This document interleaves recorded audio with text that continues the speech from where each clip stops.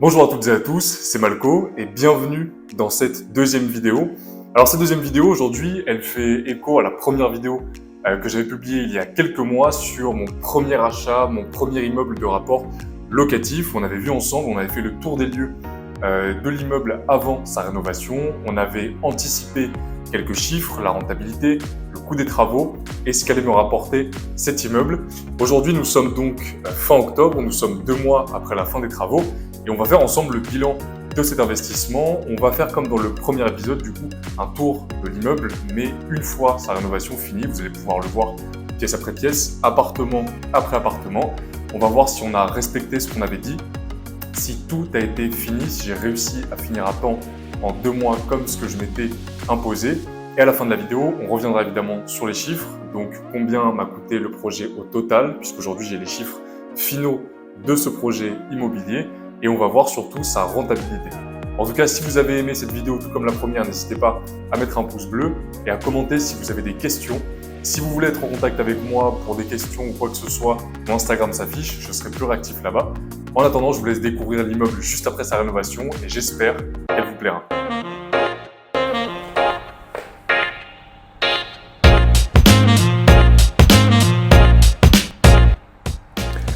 On se retrouve donc pour la visite des appartements et de la maison. Alors on va suivre le même chemin que dans la première vidéo en commençant par les appartements et le hall d'entrée. On voit donc les linkies qui ont été posés. Alors pour la rénovation des appartements et de la maison, on avait donc 2 mois. Il faut savoir que le chantier a commencé le 27 juin et s'est terminé le 2 septembre. Le chantier a donc duré très exactement 2 mois et 1 semaine. La grosse problématique du chantier, du coup, ça paraît évident, c'était le temps. Donc il y avait 530 mètres carrés à rénover en à peine 2 mois. Et dans la rénovation, il fallait comprendre 530 mètres carrés à détapisser, ensuite à peindre avec une sous-couche, puis avec 2 couches du sol au plafond, certains sols à changer, toutes les cuisines à refaire, toutes les cabines de douche à refaire, ainsi que du travail sur l'extérieur, les jardins et les terrasses. On arrive justement un petit peu sur l'extérieur, on va commencer par ça. On a donc dégagé toute la glycine qui n'avait pas été entretenue depuis des années. Tout ce qui était au rez-de-chaussée était plongé dans l'obscurité du soir au matin. Grâce à ça et à la peinture, on a beaucoup plus de clarté dans les appartements. C'est donc beaucoup plus agréable d'y vivre. On repasse donc par le hall. J'espère que vous voyez quand même le changement entre la première vidéo et celle-ci. C'est quand même beaucoup plus lumineux, beaucoup plus propre. L'idée c'était vraiment donc de rendre les appartements habitables, viables, agréables surtout. Et pour ça, on a équipé tous les appartements et la maison de chauffage à inertie sèche pour remplacer donc tous les grippins qui étaient présents. L'idée c'était vraiment de rationaliser les coûts, donc on a acheté à chaque fois les mêmes radiateurs, les mêmes cuisines, les mêmes plans de travail, les mêmes douches, aussi pour faciliter leur pose et leurs installations. Comme ça, dès que le premier était fait, on avait déjà le réflexe sur les suivants. Puisqu'encore une fois, il fallait faire ça assez vite, si on peut dire. Pour ce chantier, du coup, je n'ai pas été seul. J'ai été aidé d'une part d'un électricien qui s'est occupé de faire les tableaux électriques, seule tâche que je n'ai pas réalisée puisque je ne m'y connaissais vraiment pas et que je ne voulais pas prendre le risque de monter des tableaux dangereux qui puissent prendre feu, etc. J'ai donc délégué ça à un réel professionnel. Tout le reste, par contre, c'est moi qui l'ai fait avec l'aide de 2 personnes qui m'ont filé un coup de main à droite à gauche sur le chantier avec moi. Il faut savoir qu'en moyenne, sur 2 mois, c'est 0 jour de pause et entre 13 et 15 heures par jour d'effort non-stop, du coup, puisque sur une telle surface, on n'a pas vraiment le temps de se reposer, on n'a pas vraiment le temps de prendre de pause. Il faut enchaîner continuellement pour qu'on voit chaque tâche se finir et qu'on voit le chantier arriver justement au bout. Donc on remarque justement que dans chaque appartement, c'est un petit peu les mêmes matériaux, les mêmes pièces. Dans celui-ci, par contre, par exemple, comme dans celui du bas, du grand en bas, du 2 pièces du bas, les sols n'ont pas été changés. Alors pourquoi est-ce qu'on n'a pas changé les sols dans certains appartements? Tout simplement parce qu'ils étaient en très bon état, ils ont été posés, ils ont été très bien posés, très bien entretenus. Il n'y avait pas de marque et donc il n'était pas nécessaire de les remplacer. Dans un souci de gain de temps, on a préféré les laisser et comme ça on pouvait se concentrer sur d'autres tâches et avancer à d'autres niveaux. On voit donc que tout a été repeint, les vitres étaient déjà en double vitrage et donc sont restées les mêmes. Ici, les plaintes et les portes ne sont pas peintes alors que dans la maison, elles le sont. Je vous expliquerai pourquoi juste après. Dans cette visite, en tout cas, on ne va pas rentrer dans le détail complet des travaux. Je ne vous donnerai pas forcément mon avis sur est-ce que c'est bien ou pas. Je pense que je dédierai une vidéo complète sur le sujet puisqu'il y a énormément de choses à dire et en 2 mois, il s'est passé énormément de choses.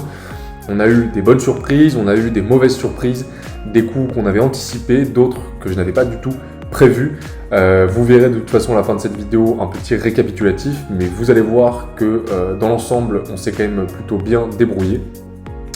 Mais je ferai une vidéo complète pour traiter un petit peu de l'aspect travaux.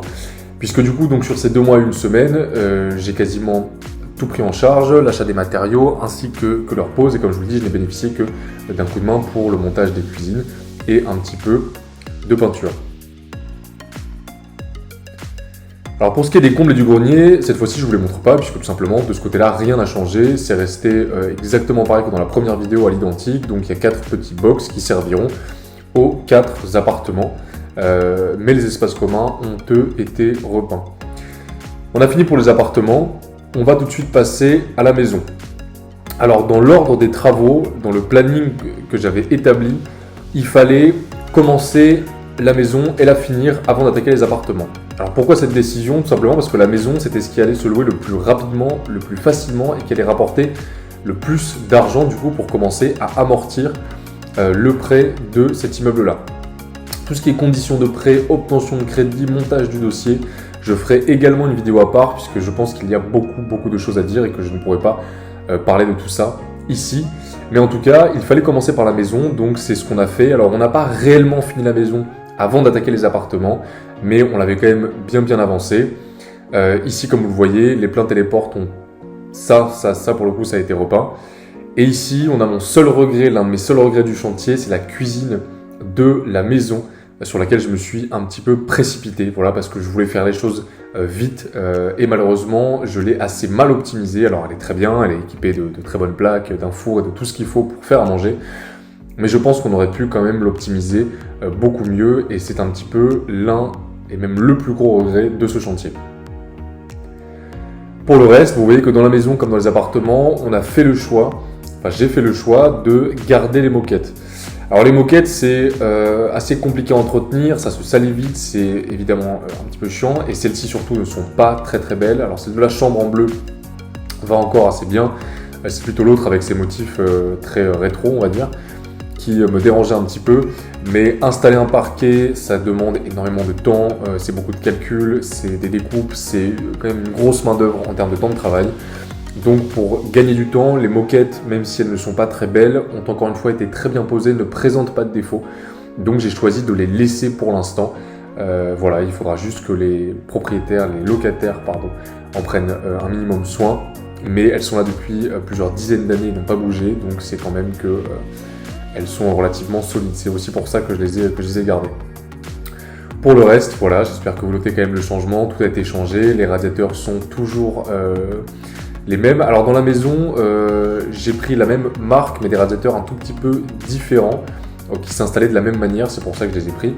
Mais différents dans le sens, j'ai pris une gamme supérieure, voilà, puisque la maison c'est quand même un bien un tout petit peu plus haut de gamme, c'est une meilleure prestation on va dire que les appartements. Je voulais donc apporter un petit peu plus de confort dans cette maison avec des radiateurs un petit peu mieux, voilà, qui chauffaient un petit peu mieux, qui étaient un petit peu moins énergivores, mais de pas grand chose. On reste quand même sur des radiateurs à inertie sèche, la technologie elle reste la même.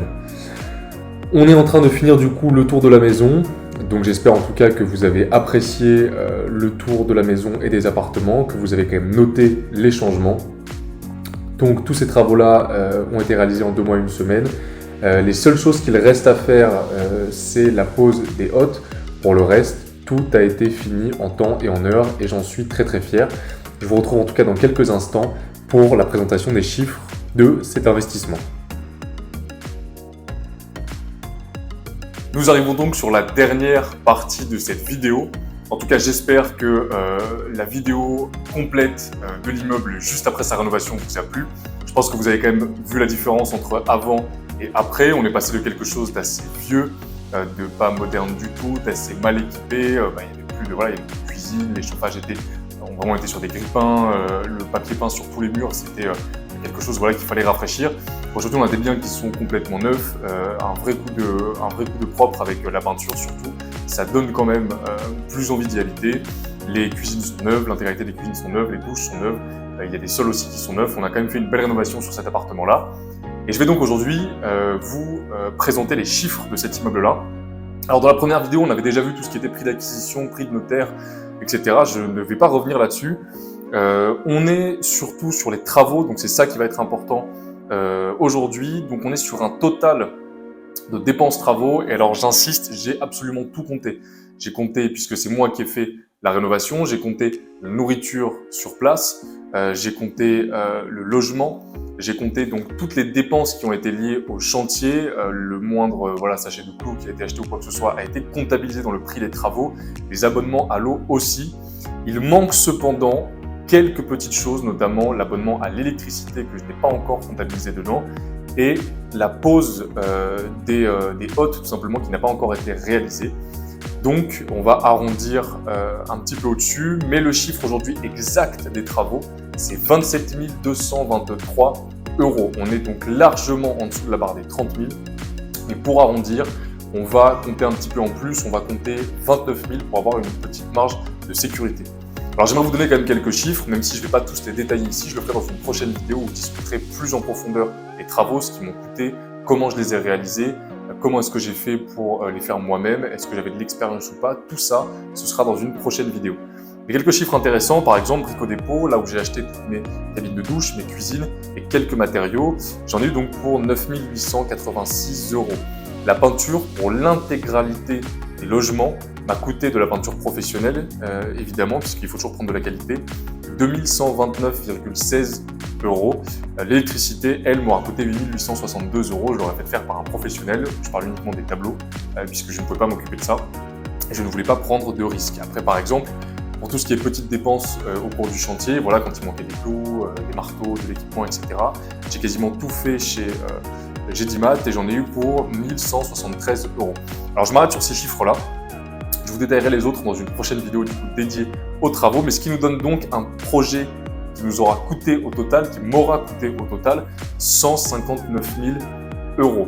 Alors c'était à peu près ce que j'avais imaginé, puisque du coup pour les loyers, on était sur une base de 25 920 €, ce qui nous donne aujourd'hui une rentabilité brute à 16,3%. Alors ce chiffre, évidemment, on se rend bien compte qu'il est supérieur à ce que j'avais prévu dans la première vidéo. Alors évidemment, j'en suis extrêmement content, puisqu'on jonglait entre 14,5 et 15%. J'avais essayé de jouer la sécurité dans le calcul des travaux. J'avais anticipé énormément d'imprévus qui auraient pu se mettre en travers de la rénovation, ce qui a été le cas. Et finalement, les imprévus ont été assez moindres. Les bonnes surprises aussi sont arrivées en grand nombre, ce qui fait qu'aujourd'hui, on se retrouve avec un immeuble qui est plus rentable que ce que j'espérais. Donc c'est génial. Pour ceux qui se posent la question, donc aujourd'hui, l'intégralité des logements va être louée donc à partir de novembre. Il faut savoir que j'ai pas eu de mal du tout à louer les appartements. On est dans une région, la région dans laquelle j'ai investi, qui est un petit peu en pénurie de logements. Donc j'ai apporté des logements neufs dans une ville qui en avait besoin. Donc forcément, j'ai eu une quantité de demandes absolument énorme. Et je pense que, encore une fois, je parlerai de ça dans une autre vidéo. Comment est-ce que je me suis occupé de mettre les logements en location? Qu'est-ce qui s'est passé? Pourquoi j'ai eu autant de demandes? C'est des choses que je pourrais vous présenter dans une prochaine vidéo. En tout cas, voilà, on arrive à la fin de cette deuxième vidéo qui aura résumé du coup le parcours de la rénovation de cet immeuble. Encore une fois, je suis très très content d'avoir investi dans ce projet-là puisque c'est un projet qui est rentable, qui est très rentable, surtout pour un premier projet. J'ai commis évidemment quelques erreurs, mais au final, c'est un projet qui m'a plu, qui m'a beaucoup fait apprendre, surtout sur la partie travaux et aussi la partie gestion de projet. Donc voilà, je suis très content d'avoir fait ça.